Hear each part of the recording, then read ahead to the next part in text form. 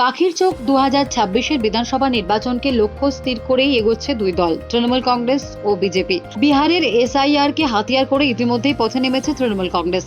এই নিয়েই বুধবার রাতে বৈঠক হয়ে গেল বঙ্গ বিজেপি। স্বরাষ্ট্রমন্ত্রী অমিত শাহের নির্দেশে দিল্লিতে গতকাল রাতে সুকান্ত মজুমদারের বাসভবনে বৈঠকে বসে বঙ্গ বিজেপির সাংসদদের। বঙ্গ বিজেপির সাংসদরাও উপস্থিত ছিলেন। সুনীল বানসালের নেতৃত্বে কর্মসূচি ঠিক করা হয়। সংসদের অভ্যন্তরের সমন্বয়ের পাশাপাশি নিজের লোকসভা এলাকায় দলের বিভিন্ন বিষয় কিভাবে প্রচার করা হবে তার রূপরেখা ঠিক করতেই আলোচনা হয়। আগেই এ বিষয়ে দিল্লি থেকে জেলা সভাপতিদের সঙ্গে ভার্চুয়াল বৈঠক করেন শ্রমিক ভট্টাচার্য এবং সুকান্ত মজুমদার। সেই বৈঠকেই অমিত শাহ নির্দেশ দেন যে এসআইআর নিয়ে বঙ্গ বিজেপি প্রচারে কি পরিকল্পনা করছে তার স্পষ্ট চিত্র চাই। এরপরেই সুকান্ত মজুমদার ও শ্রমিক ভট্টাচার্য বিজেপি জেলা সভাপতিদের নিয়ে বৈঠক করেন। সূত্রের খবর, গতকালের বৈঠকে প্রত্যেকের সাংসদের লোকসভা এলাকায় ভোটের আগে কিভাবে কাজ করতে হবে তা নিয়ে আলোচনা হয়েছে। পাশাপাশি তৃণমূল যেভাবে সংসদে আক্রমণ করছে তার পাল্টা কি স্ট্র্যাটেজি হবে তা নিয়েও আলোচনা হয়।